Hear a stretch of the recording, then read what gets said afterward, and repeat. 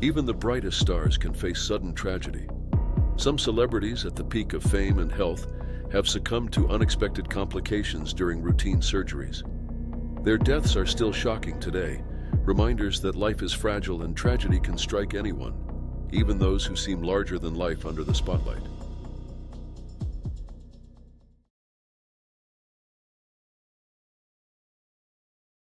Known for his warmth, physical comedy, and the ease with which he lit up a room, actor John Ritter seemed, even in his mid-50s, to have the vitality of someone far younger.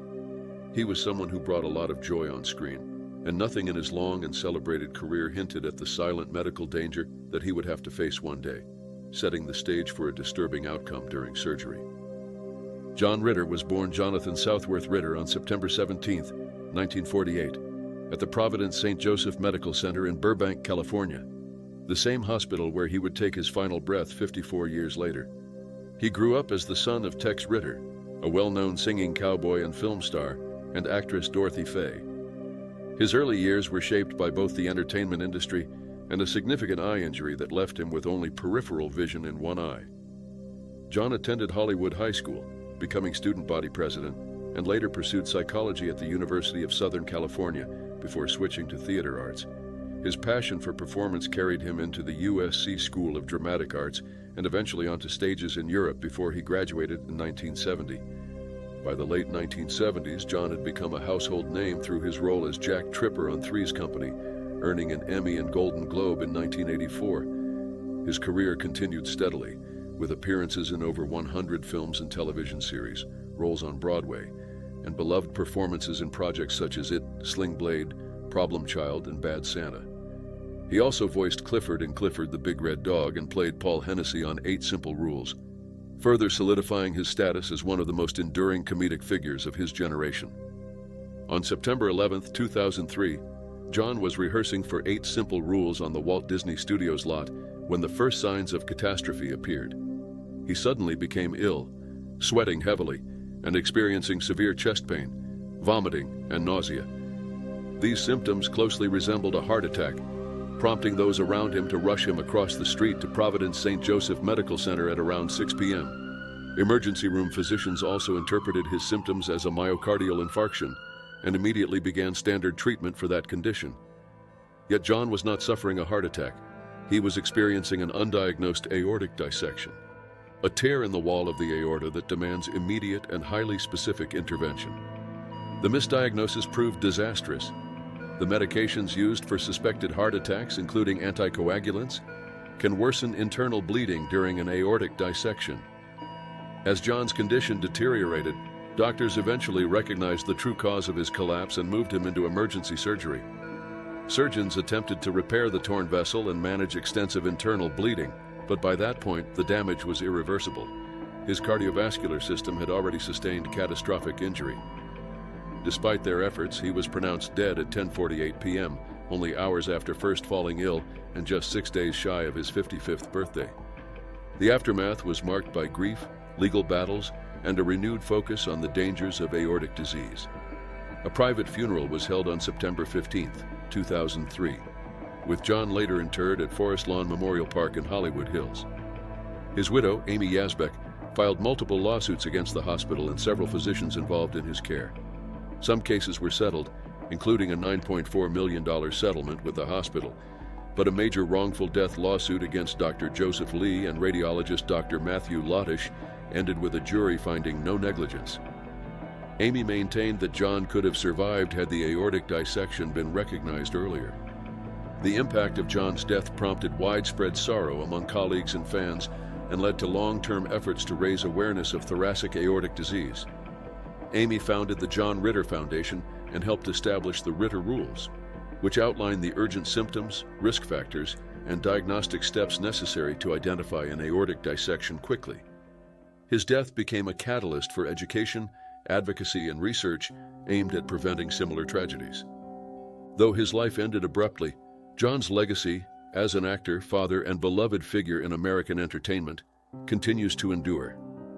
His death remains one of the most disturbing and widely discussed celebrity losses to occur during emergency surgery, a reminder of how swiftly and silently aortic disease can claim a life.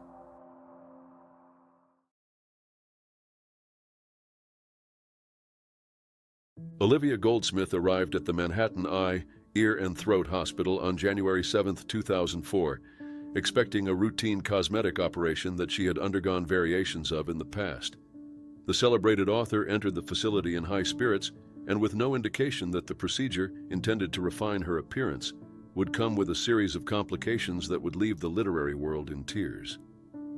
Born Randy Goldfield on January 1, 1949, Olivia built a career defined by ambition, reinvention, and dramatic personal turns. She grew up in Dumont, New Jersey, eventually studying at New York University and rising to partner at the consulting firm Booz Allen Hamilton, one of the first women to do so. Her life changed direction after a difficult divorce when she turned to writing, channeling personal frustrations into sharp, commercially successful fiction. Under several names, first Justine Goldfield, then Justine Rendall, and ultimately Olivia Goldsmith, she wrote novels that blended humor, social commentary, and feminist outrage. Most notably, The First Wives Club. The book's success brought her wealth and recognition, but also intensified her image as someone who constantly shaped and reshaped herself, both personally and physically. Cosmetic procedures were not unusual for Olivia. Friends described her long-standing preoccupation with aging and appearance, while others saw her choices as no different from the pressures many women face. She had previously undergone plastic surgery procedures with the same surgeon, Norman Pastorek, and considered the new intervention, a chin tuck with associated facial tightening, to be simple and low risk. Typically performed under local anesthesia with sedation, the procedure did not normally require more aggressive intervention. However, on this occasion, Olivia elected to undergo general anesthesia, a decision that carried its own inherent medical dangers. Complications began almost immediately after she was placed on the operating table. According to those inside the hospital, Olivia showed signs of severe distress before the surgeon had even begun working. Staff attempted to act quickly as the reaction intensified. The anesthesia triggered a catastrophic drop in oxygen levels, and within moments, she suffered cardiovascular collapse. Witnesses described violent spasms as medical personnel worked urgently to stabilize her. Efforts were made to reverse the reaction, but nothing appeared to slow the rapid deterioration. Within 4 minutes, she had fallen into a deep coma. The Manhattan Eye, Ear and Throat Hospital lacked an intensive care unit, forcing an immediate transfer to Lenox Hill Hospital. There, specialists attempted cardiac and neurological interventions, while a rotating circle of friends held vigil, speaking to her, comforting her, and refusing to believe the situation was irreversible. Olivia remained unresponsive throughout, and after 8 days of continuous effort, she died on January 15, 2004. Her death was officially attributed to cardiorespiratory arrest during cosmetic surgery, classified as a therapeutic complication. In the aftermath, questions emerged about the hospital's practices. An autopsy confirmed that Olivia had been under sedation involving 4 different drugs. A state health department investigation found egregious violations, including failures in preoperative assessment, inadequate monitoring of vital signs, and poor response when distress first appeared. The hospital was fined for its handling of Olivia's case and for a similar incident that occurred weeks later involving another patient. Legal representatives for Olivia's estate indicated that a lawsuit was under consideration. Friends and colleagues struggled to understand how a minor elective procedure could end with such a devastating outcome. Despite various speculations, no definitive explanation was publicly confirmed beyond the official ruling of a fatal anesthesia complication. Olivia's death left behind an unfinished body of work, 2 posthumous publications, and a wide circle of friends who described her as brilliant, dazzling, complicated, and generous. Her passing transformed an ordinary cosmetic procedure into a tragic story of medical risk, institutional failure, and the fragility of even the most carefully planned decisions, marking it as one of the most disturbing celebrity deaths to occur during surgery.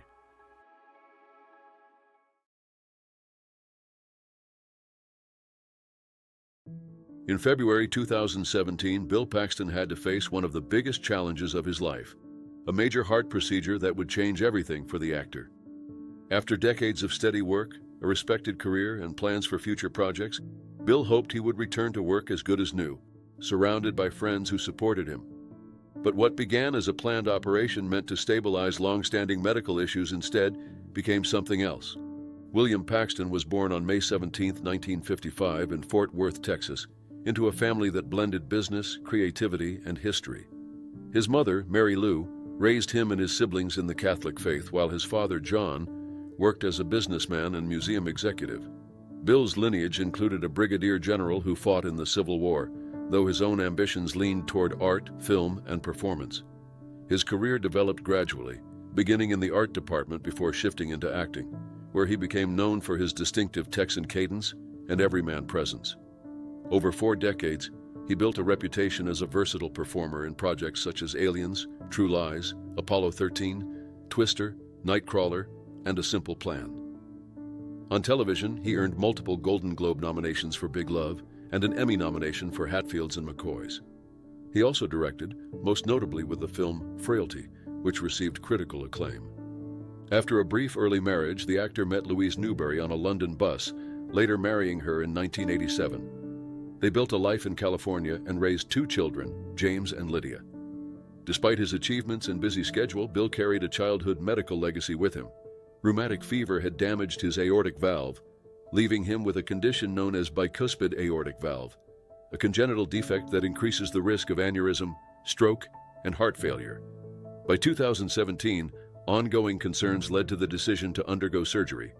On February 14, 2017, Bill entered Cedars-Sinai Medical Center in Los Angeles for open-heart surgery, intended to repair a damaged aortic valve and correct an aortic aneurysm. The operation was significant but planned, and although Bill privately expressed anxiety, he remained optimistic about returning to work. Messages to colleagues reflected his determination to recover, continue future film roles, and resume projects already in development. The procedure performed was a Bentall operation, a complex surgical method involving replacement of the aortic valve, aortic root, and ascending aorta. Although it is sometimes used to treat aneurysms and valve defects, it carries serious risks. The initial surgery was completed, but Bill soon developed complications. In the days following the operation, his condition deteriorated as he experienced excessive bleeding, cardiac shock, and damage to a coronary artery.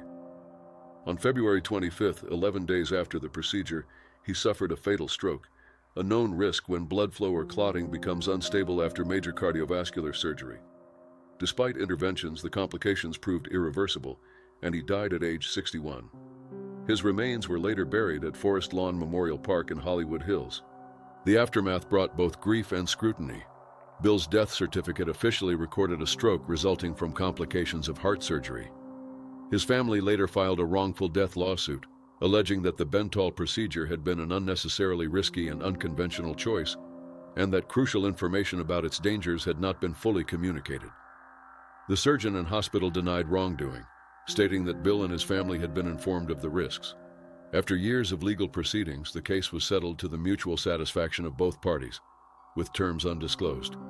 Bill's death shocked colleagues and admirers across the film industry. Tributes poured in from actors, directors, and friends who described his warmth, generosity, and enduring optimism. Memorial dedications appeared in films, television episodes, and award ceremonies, honoring a career that left an unmistakable mark on audiences. His loss remains a deeply unsettling reminder of the risks inherent in complex surgical procedures.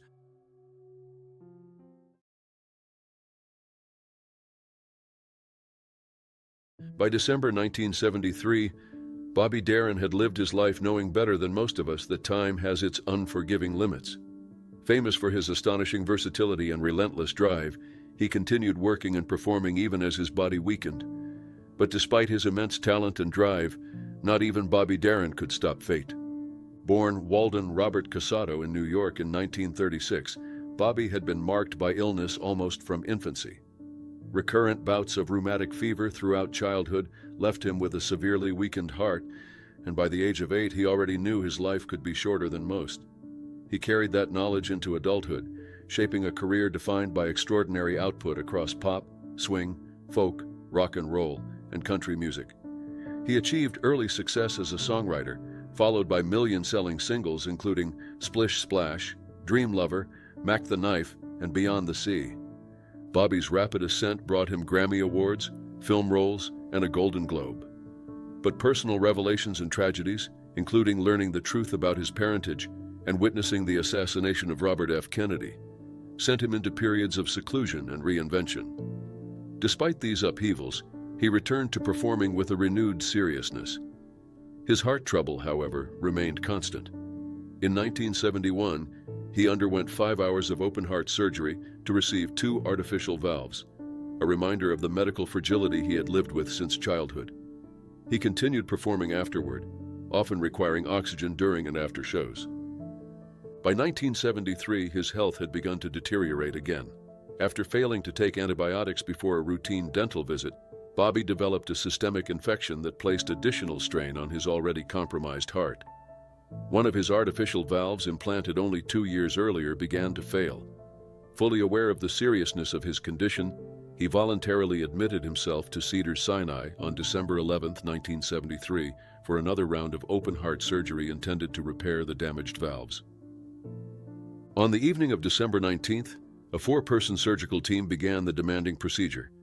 For more than 6 hours, the surgeons worked to correct the valve deterioration while carefully balancing the risks created by infection and Bobby's underlying heart weakness. The operation was completed, but his body could not fully recover from the extensive intervention. In the early hours of December 20th, while he remained in the recovery room, his heart failed. All attempts to resuscitate him were unsuccessful. Bobby died without regaining consciousness. He was 37 years old. He had long known he might not live a full lifespan. The loss still resonated deeply with fans, colleagues, and those who had watched his constant reinvention. His final wish was honored immediately. His body was donated to medical science, his remains were transferred to UCLA Medical Center for research, and no funeral was held. Bobby was survived by his 12-year-old son Dodd from his first marriage to Sandra D. His second marriage, to Andrea Yeager, had ended shortly before his final hospitalization. In the years that followed, his legacy continued to grow. He was inducted into the Rock and Roll Hall of Fame in 1990 and the Songwriters Hall of Fame in 1999, and he later received a posthumous Lifetime Achievement Award from the Recording Academy. His death during surgery remains one of the most disturbing celebrity losses of its kind, made more tragic by the relentless spirit with which he pursued life despite lifelong illness. Even in his final act, donating his body to science, Bobby demonstrated the same determination that had defined his brief, extraordinary 37 years.